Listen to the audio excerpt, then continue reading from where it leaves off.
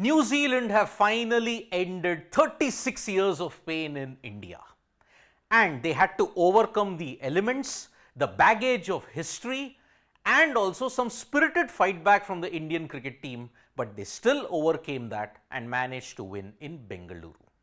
Now that for the first time in 19 years that India has lost in Bengaluru. But what were the key turning points that ensured that New Zealand would end their jinx in India? Here, I will be telling you the top 5 moments as to when this test match changed completely. At number 5, Sarfaraz's knock on 150, but the way how he got out. Sarfaraz and Rishabh Pant were really batting well, and it looked as if India were really going to be in top spot.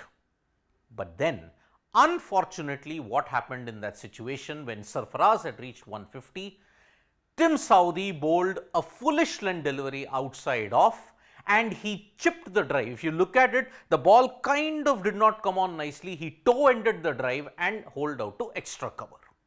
408 runs, already they were 52 runs ahead of New Zealand. But then that shot from Sarfaraz ensured that they lost their remainder wickets. 7 wickets were lost for a total of 54 runs. And that meant New Zealand did not have to chase a very big total of 150 or 180, which would have been very tricky on day 5. So Sarfaraz's shot, yes, he played a brilliant knock, but Sarfaraz's shot ensured that the rest of the batting did not back their key players. So that is why moment number 5 was the moment when the test match changed, and that is why this shot probably would be debated. At number 4, Southee and Rachin Ravindra's partnership of 137 runs. New Zealand were under the pump at 233 for 7. They had just about managed a lead of 187. But then Rachin Ravindra and Tim Southee ensured that they took the attack to the spinners. Ashwin, Jadeja and Kuldeep were all carted to the boundaries. This aided by the fact that left and right combination, Tim Southee in particular looked in confident shape. 65 runs, we know that he's a big hitter, he can bat along, and Rachin Ravindra brilliant against spin. India's age-old problem of not being able to bowl the tail out ensured that New Zealand, instead of being restricted to a 200 or 250 run lead, managed 356. So that is why this particular partnership was the game changer. Southee's 65 was in a broader context the defining moment, and Ravindra's brilliant 100. At number 3, we have gotten, for the rarest of rare moments in an Indian test team, Ashwin and Jadeja both not contributing with bat and ball. When was the last time you can remember Ashwin and Jadeja having a colossal failure with both bat and ball at home? I can't think about it the last time this happened.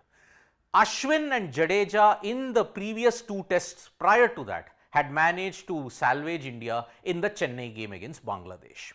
Here, the combined total for both of them, 20 runs with the bat, 4 wickets with the ball. Jadeja took 3, Ashwin took only 1, and that was Devon Conway throwing his wicket away with a reverse sweep on 91. Apart from that, Ashwin was blunted in a big way. He could have managed more with the bat, but an incoming delivery from Matt Henry ensured that yes, it was done for. Ashwin's 15 runs, Jadeja's 5 runs in both innings, and the wickets tally, 3 for Jadeja, 1 here. When Jadeja came on in the 5th day, the game opened up because Will Young scored those boundaries. 2 of India's best match winners at home had an off day. At number 2, Rohit's captaincy.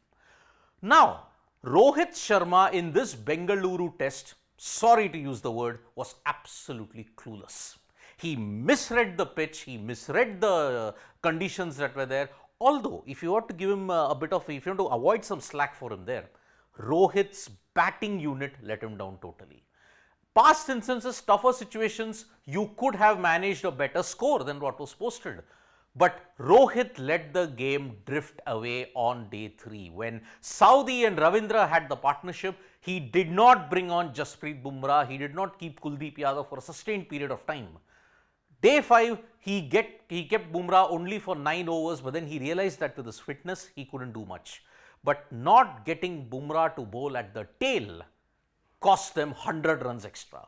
Rohit's tactical news, he really missed the boat in Bengaluru, which is why misjudgment of the pitch, already he was getting flack, but he could not, there was no excuses for the fact that on day 3, his captaincy was way off. At number 1, 46 all out. That was it. The game was over at 46 all out, because there is a reason why no team in history has managed to win after being 46 all out. India came close. They put up a fight, but realistically they were always behind the A game because New Zealand had put up a great show. Matt Henry, Will O'Rourke, they have really bossed the Bengaluru Test match. So at 46 all out, the prime reason why India lost it was because the batters lost it. So that is why 46 all out was the prime reason why India lost the match. No point crying over spilled milk. Oh, Rohit made that misjudgment. His batting unit let him down. Who gets all out for 46 in home? This will be a big wake-up call for India, and because of this now, Rohit has plenty to introspect. Yes, they will come back. They could win the series, but World Test Championship final, it's not so straightforward anymore. Thank you so much, folks, for joining us for this video. Subscribe to Sports Today for all the latest news and analysis.